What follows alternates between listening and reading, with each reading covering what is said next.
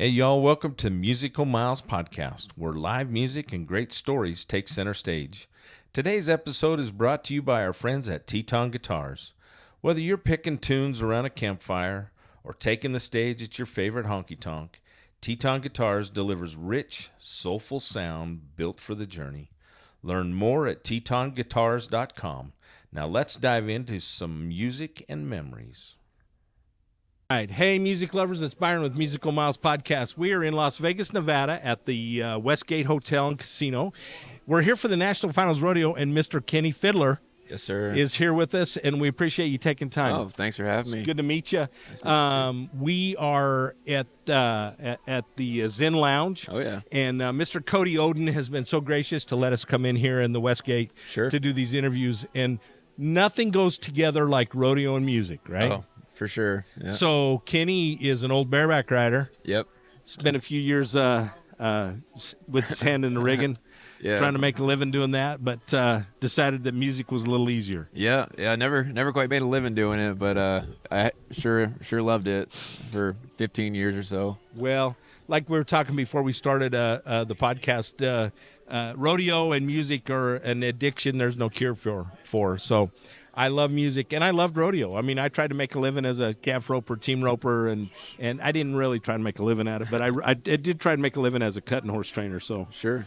well, Well, and I think that travel, the lifestyle is pretty similar. I went from kind of doing that on the every weekend to jumping in a van with a bunch of smelly dudes and ride around the country still. So Yeah. we're still doing that. So it's kind of the same thing. whether it's a van load of bronc riders, bull riders, or musicians, it smells like stinky feet and ass. At least we get paid every time now. There you go. That's yeah. all right. Who is it that's got the song about the they get paid? Tyler Halverson. Tyler Halverson. Yeah. He's playing here this. Yeah, I think he's playing here in 2 nights. Yeah. Maybe. Yeah. I just talked to his guitar player. We played with him in St. Louis last week or the week before. Yeah. So Well, the cool thing about the music deal is that we, and especially for us as doing the podcast, is we get to meet new artists and get to learn about new music and become fans and share that with our viewers. So if you're watching this podcast, give these guys a chance. Go listen to their music because they've got some great music. So thank you. So tell us a little bit about your musical journey.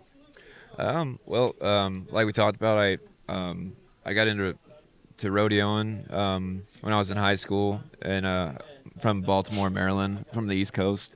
And That's where you're from, originally? Yeah. Wow.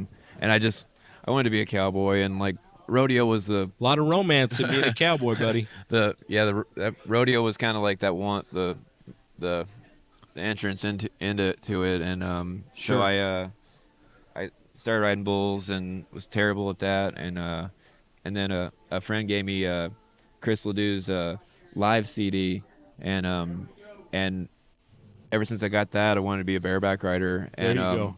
read his book, and Yeah. I just kind of worshipped the story and the Sure. songs, and it was just up until that point, I never really had music move me, and Right. like it really made me feel homesick for somewhere like that I've never been. Yeah. And so I just kind of internet wasn't really hopping like it is now, but Sure. so I kind of took a stab in the dark and was either going to go to University of Wyoming or pick a school in Oklahoma, and I ended up going to Oklahoma, and college rodeo, and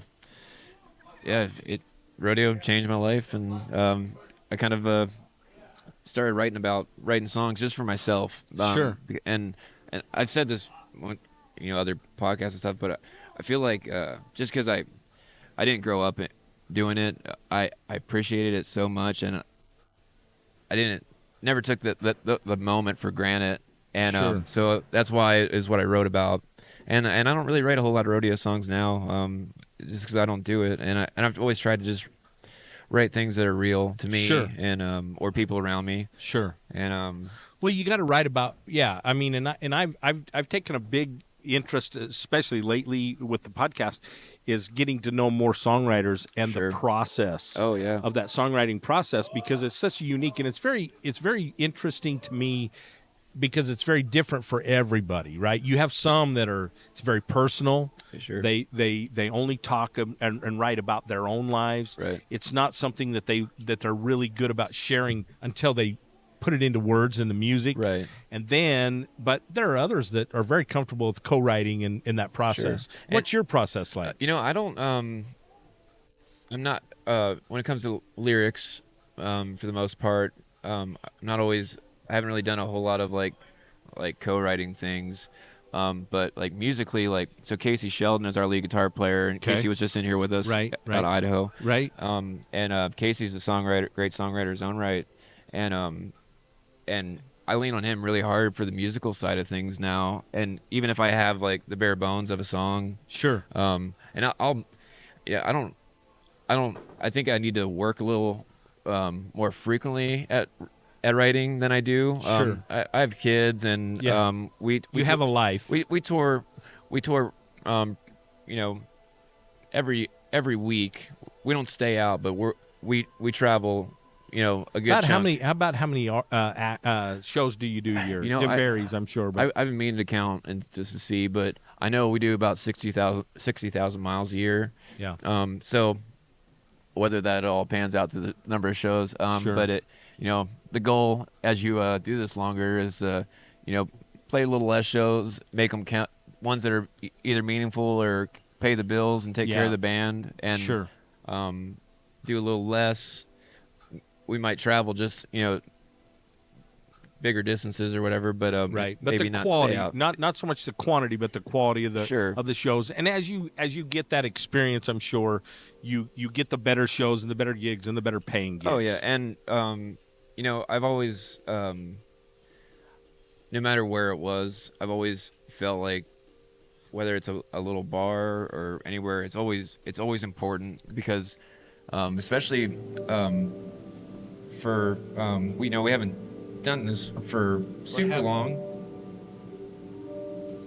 Getting some weird feedback there. Oh, I don't know what happened. working there. Do I need to hop off? No, I think you're good. I don't know whether we were picking it up through the guitar. Oh, let me. That's off. Is it off? Yes. Yeah. Plug So, your mic's still hot? Still Check, talking? check. Yeah, we're good. I don't know where that feedback was coming from, but anyway. So I'll just yeah, hold this. But yeah, it's no matter where it was or what it paid, it was always been important to me because sometimes, something that you might shrug off as not being, a very meaningful thing. Someone might travel a long ways to come see you, and if one person's there that really cares about it, like that's worth it. I mean, it might not pay, but you still got to do That's cool, though. them justice, yeah, that's cool that you have that attitude because there are some, I haven't been to very many that the artist didn't really care or give that vibe that they didn't care. Sure. But there are some, Yeah. and obviously, those people paid their hard-earned money, right? Yeah.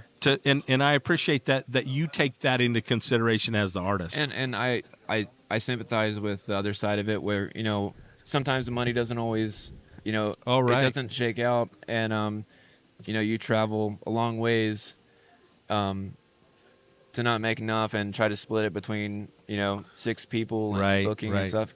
So I can see people getting jaded with that, but I've just always tried to keep that in mind. Well, and know this as a music fan, I have always felt like that, and I try and share this with everybody on the podcast, and my listeners probably get sick of this, but listen, we tell everybody, one, go watch them, buy the tickets. Now your deal is and it varies depending on the venue and where you're at, how you get paid, whether it's a Whether it's a door deal door or it's a deal guarantee, or like guarantee a rodeo or a something. rodeo. So, but I tell everybody, look, that tip jar is out there for a reason.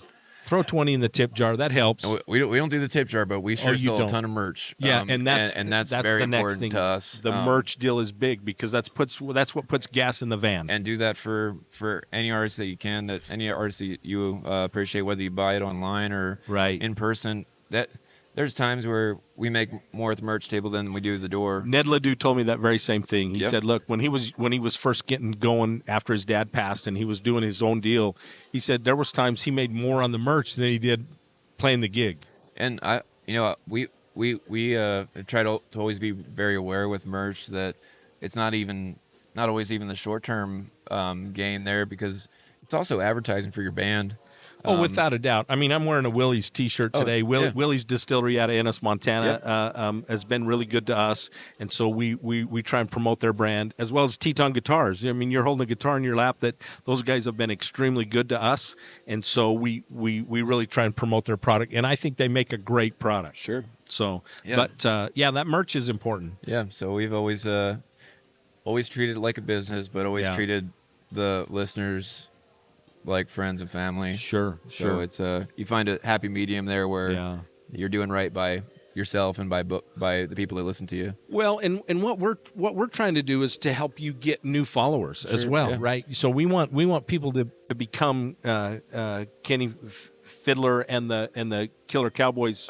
Oh yeah, it's just my name. It's just your name. Yeah. It's not the Killer Cowboys. The Cowboy Killers. The Cowboy Killers. Sorry. That's okay. We've just for simplicity's sake, we've just shrugged it and gone back. Still to call the band that, and it's just named after a song. But I'll have all these times where I'll put ads out, and obviously,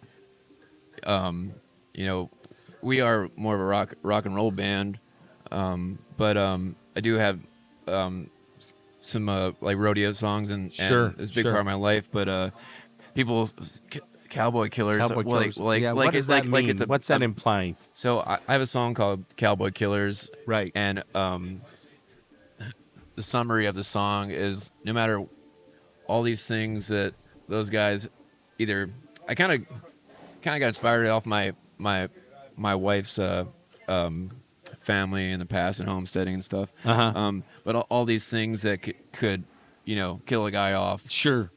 The cowboys are normally the ones that do it to themselves. So that's like the right. It's a dark kind of thing, but dark metaphor for life, the cowboy lifestyle. And that's a hard thing to spit out to someone that's just piping off on social media. I just kind of just delete the comment and try to move on. But for simplicity's sake, I just use my own name now. Well, it's very interesting. Well, let's talk a little bit about your music, because you've got some stuff, and we talked a little bit about it. Your biggest streaming song has been Barrel Racer song. Oh yeah, over 20 million. Yep, that's amazing. And then Cowboy Shit. That's another one. I mean, and that's kind of the reality of it. Look, everybody wants to be a cowboy till you have to do the cowboy shit, right? Yeah, and like Barrel Racer Land's kind of one of those. It's something I've never really hung my hat on. Like, that's something I wrote in college. Sure, it's funny. You don't pick the ones that people like, and I play it if we're doing our own show. We normally do a 2-hour show. Sure, and I always play it, or at least now, I make sure we play it because people do want to hear it. Oh, yeah. But it's not my favorite. But like Cowboy Shit's, it's just for me rodeoing with my friends. Sure, and, sure. And so it's still very meaningful to me. Sure. So that one I am proud of. And there really isn't, you can't ever be upset with I never really planned on doing this. And back when I did that Barrel Racer Land song, it was just kind of a joke thing in college, and absolutely. And you know what? If people can't take it as a joke, it's just as it was meant. But it is what it is. But it also I'm super thankful for it too, because I probably want to have a career. It introduces people to my other songs. That really mean something to me. Right. And and so it's a vehicle. And also people like it, and so I still wrote it, and I still appreciate people listen to whatever. You own it, right? Yeah, you own it. Well, cool. Well, so then we go down to Blue Light Special. Let's talk a little bit about it. You wrote that. Yeah, that song's about my friend Logan Wilmsma. He got in a little police chase in our college town of Alva, Oklahoma. And it's really pretty much word for word Logan's account of the police chase, and it was just one of the. I've always if I wasn't writing songs about myself, it was things stories of people around me. Well, And, that's really true form of songwriting is storytelling, Sure, right? And and- so I don't know. Do you know who Tyler and the Train Robbers are? Yes, yeah. Yeah. So Tyler has You guys one are that Custer County. Do you know that Yep. song? That's a true story. Yeah, it's and that's a great similar story. vein there. Yeah, And, exactly. man, Tyler's a handy songwriter. Oh, he's he a can great weave songwriter. one pretty. I mean, I gotta sit there and think sometimes to try to keep up with what he's writing. Yeah, he's so talented and such a cool guy, and he's kind of got a quirky style to him, and just love Sure. that guy. Yeah. and I've seen him from a little venue in Bone, Idaho, clear to Pendleton, and just saw him play in at the Saxon in Austin, Texas. yeah. So, and he walks out of the back and sees me standing there. He's like, "Byron, what are you doing here?" I said, "Well, we're down here doing podcast interviews," but he's such a cool guy. Yeah, they're a great band.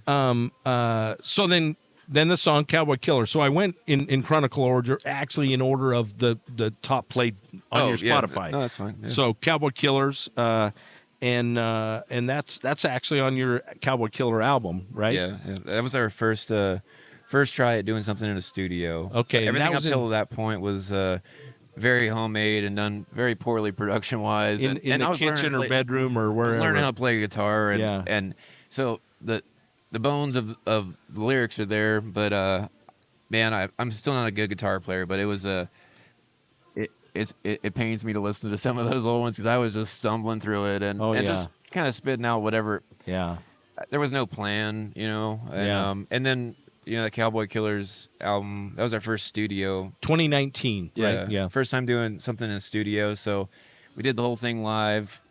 Not all right. It was all just kind of single take, and and it was in I recorded in the control room playing guitar and singing, so nothing was really there's so much bleed through with everything. It kind of just had to be whatever it was going to be. It's a little raw and gritty. Yeah, just Kind of like this podcast.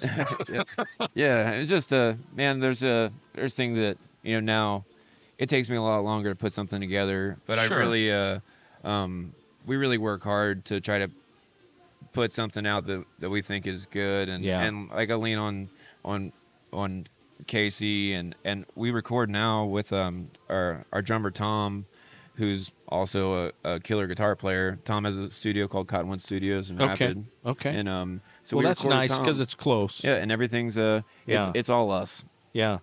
Well, cool. And then you next song was the Wildest Things, and you co-wrote that with Andrew Jant. Yeah, Jant. I kind of had that song together and was looking for a chorus, and it was something different than anything I wrote before. Sure. And I asked Andrew at the time if he had any thoughts, and he was like, "Well, just kind of what about repeating the Wildest Things line for your chorus?" And he did the very syncopated drums on it, and that was also done in a spare bedroom. Okay. But that song's actually about it's a very loose rodeo song because that's what it's about. Yeah. But it's veiled pretty good to where I don't think anyone would know unless I Right. told you, and it could be taken however, I guess. Sure. But yeah, that's Well, cool. Well, so what do you got going on? You got some new stuff in the bag that you're working on, and a new album you're working on. I've got a bunch of. You just released a new single too. Yeah, we just put out a song called "Choking on the Wire." Yes. And, really proud of that one. That was a new process for me. That's all. We listened to this Cormac McCarthy book, Blood Meridian. Okay. I think it's my favorite book, and we listened to it a bunch in the van, and even so one of my favorite bands, Lucero. Oh. Yeah. Ben Nichols, their front man. He did a concept album around that book, and it's very like character oriented. Okay. And the more we listened to that book, I was just always, I don't know, it's a very like thought provoking book, and I was like, I feel like there's something like a wider scope here. Sure. And I feel like there's something, and so I really dug into like the epilogue of that book and the taming of the West and the caging, like how it just kept getting parceled up, and that's what the the line choking on the wire is like Okay. choking on the fence wire because Yeah. it's just continually shrinking and Yeah, it's about how the West became so much smaller, and Sure. I don't know a lot about. I don't know the that's book, okay. but But the book's great, and that's a very broad take, and mostly from the epilogue, and that song's very it's very musically it's pretty gritty, and there isn't a whole lot of lyrics to it. It's two verses and two choruses, and okay. but Yeah. it's cool. It's something different, and Yeah. I'm really proud of it. And I've got a bunch of pieces of songs right now that I'm gonna try to get done. I have a couple that kind of want to revisit. Sure. There's a Pinto Bennett song that I'd Love to Pinto, cut. an Idaho boy. Which one? Drown in the Shallows. Okay. We play it in our set. It's the only cover we do in our set. Okay. Well, Casey, He's an Sheldon, Idaho boy. and Casey was pretty tight with Pinto, and Well, and, towards the later he's tight years. with Buddy DeVore and Buddy and half his most of his band all played with Pinto, Yep. and he played with Pinto as well. And I don't know all the stories, but that's someone that we listen to all the time in Yeah. the band, and it was like kind of a kind of deeper cut that Reckless didn't do, or Right. we haven't seen really any covers of it. Sure. And we just thought, I don't know, I thought it was cool. Yeah. With Casey being in the band Yeah. and someone that he respected so much Yeah. to have that with us every night. He is such a historical part of the music scene in Idaho, right? Sure. Everybody that's anybody in Idaho has got some connection to Pinto, like Oh, yeah. Reckless and Mickey, and Yeah. and of course Idaho Cowboy. That's I've started playing the guitar about a year ago. I played when I was a young guy and laid it down and didn't, but if you know a handful of chords and you can play most of the Pinto songs Yeah, and yeah. a lot of Reckless and What a great Mickey's. songwriter. Oh my gosh, yeah. And just- I've always been drawn to kind of darker songs, Mhm. and like some of the material and some of Pinto's songs, they get pretty dark, and Yeah. and it might get glazed over a little bit, and people don't pick up on it. Yeah. And there's some really interesting things that really strike me. And so that Drown in the Shallows song, I was just, the first time Casey showed it to me, I was just like, man, this is cool, and thought we'd just do our little spin on it, and Yeah. 'cause that was on that more of the trio, I think Trio Pinto is that album. It's more of a bluegrass kind of feel. Yeah. Okay. So, and we're a rock and roll band, Sure. so it's different, but Sure. but we still try to do it justice, and Yeah.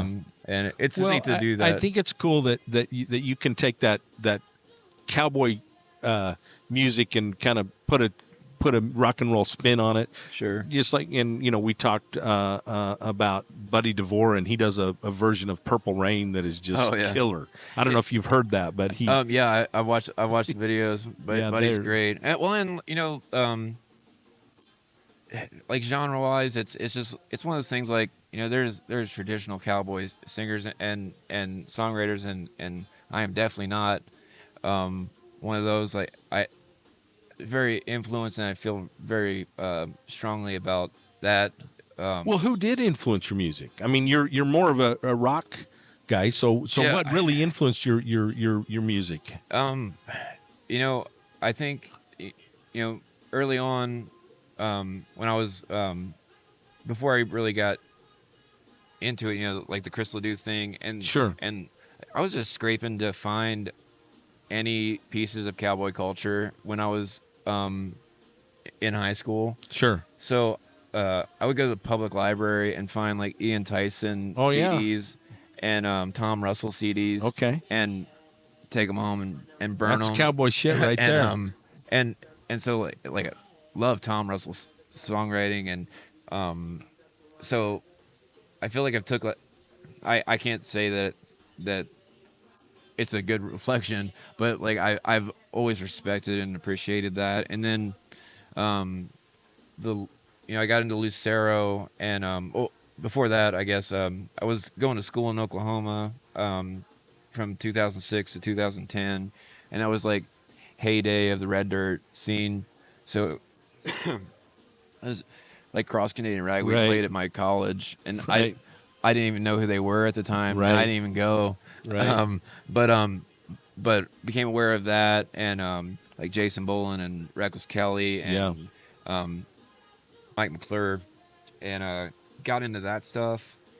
And then I think towards the end of the time I was in Oklahoma, I had a little boot repair shop, and I was listening to Pandora a lot when Pandora was like the thing at the time, and got turned on to all these more alt country bands, Uncle Tupelo and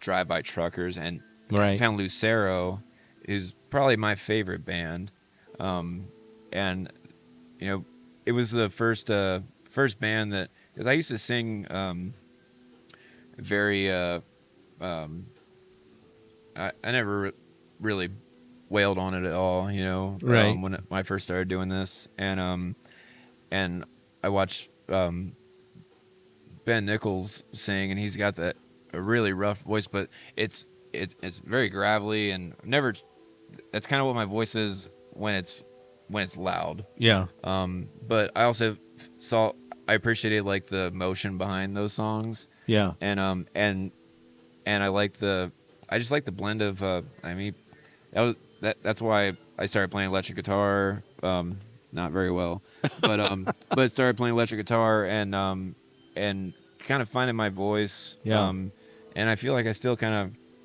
of go between, with the songs I write, go between the very heavy stuff and like the more kind of restrained or pulled back, softer songwriter kind of things. But, well, and I think that there's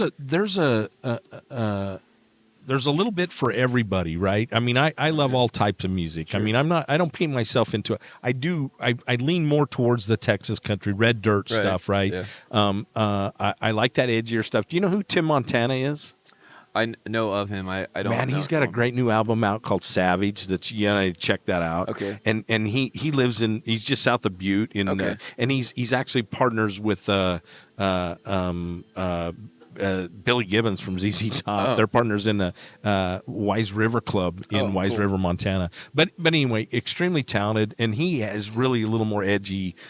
But I like rock stuff, but I like country. So I like Andrea Bocelli. I've listened to a lot of stuff. Phantom of the Opera. You know what I've tried to with our things.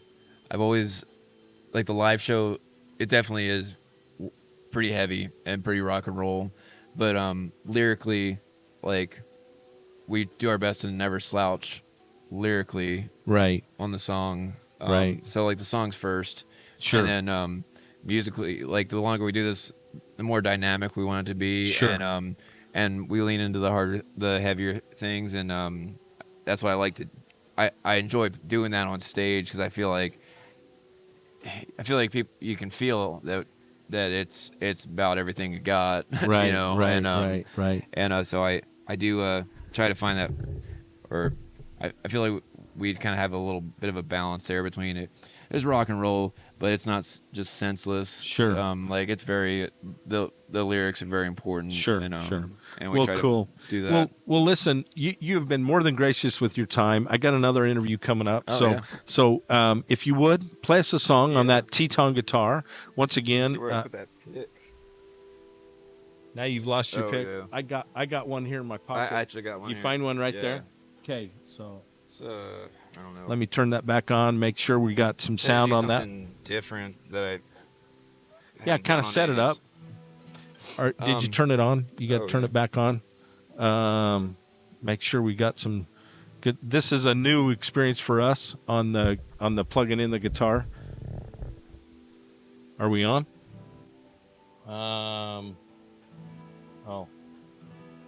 There we go. We're getting a little bit of sound there. All right. Okay. So tell me a little bit about this. What you're going to play us? I think I might do the Wildest Things. We don't really do it acoustic, and I've got a couple songs I normally do for podcasts or video things. I try to do something different. have this In the Blood song I wrote for my father-in-law who passed away, and I do that pretty often. And I'll just try to change it up a little bit. Try and change it up. That's See cool. if this isn't terrible, you know. Oh, I hear to watch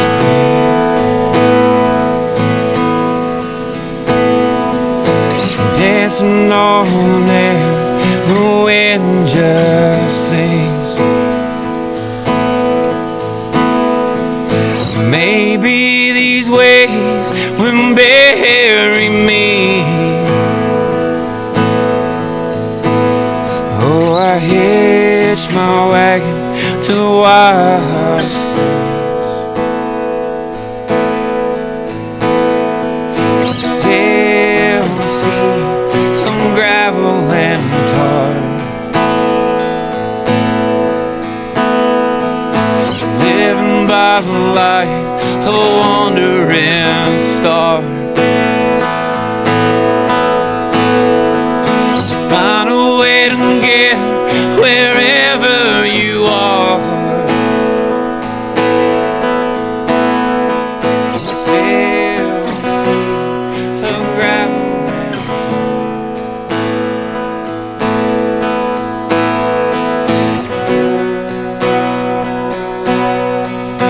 Wildest thing.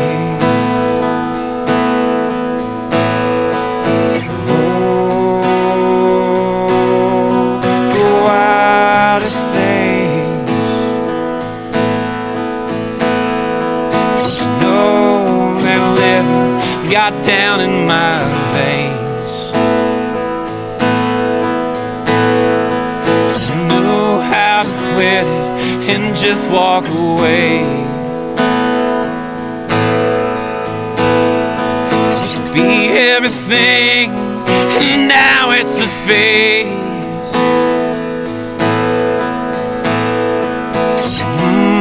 That living got down in my veins.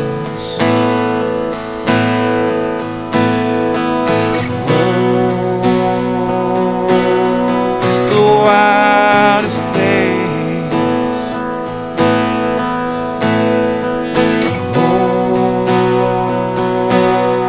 the wildest things. I hitch my wagon to the wildest things. Dancing on there, the wind just sings. Maybe these waves will bury me. Oh, I hitch my wagon to the wildest things. Kind of fudged that up there in the beginning, but no, thank you for having me, and yeah. Where'd they go? Is this a live one, or this no, coming out today, or? No, it won't. It'll come out. It's going to be a bit. Probably. Man, I still got a bunch of stuff I filmed. No worries. I was just making sure. Yeah, I will notify you. But no, we still trying to figure out the live thing. We've done a few live deals, but every time I do a live one, I think I've got it squared away. And we're still learning. But hey, where can they find your music? Spotify, Apple, any of the streaming services. My website's kennyfeidler.com. You can see our tour dates there. Perfect. And social medias, Instagram at Kenny Feidler, and Facebook still Kenny Feidler and the Cowboy Killers. Yeah. But pretty good about posting tour dates and any new music coming out. And follow us on the socials. That helps a lot. And that always helps a lot. Stream the downloads. Do the downloads. Stream it. Stream it. We appreciate it. Yeah. So it's been cool. Well, thank you for taking time. Of course. It's been awesome. Thank you for having me. Have you been here to Vegas to the NFR before? I think 2 years ago. I came out and just did a couple booths and real full band shows like we got tonight. Right, so right. This is nice to get to do a real yeah, deal. we are here. I did post on social today, but thank you. I pronounced your name wrong. Oh, so that's okay. Feidler, No Kenny worries. Feidler, Happens all the time. And we'll rectify that. But do me a favor and autograph the back of that guitar, if you would. bet. Let me unplug that so we're out of the way there. So what did we do with that pin? It was might have rolled off. It's usually the case. It's here somewhere. Oh, right there. Yeah. If you'll sign that for me, we are giving that away the 16th of December. We are going to do a live drawing. We are going to do a live when we do that. But TETON Guitars has been so cool to work with, and if you'll hit that off button on the switch there, Save your battery. save the battery. And but yeah, man, if you're ever out our way in Idaho.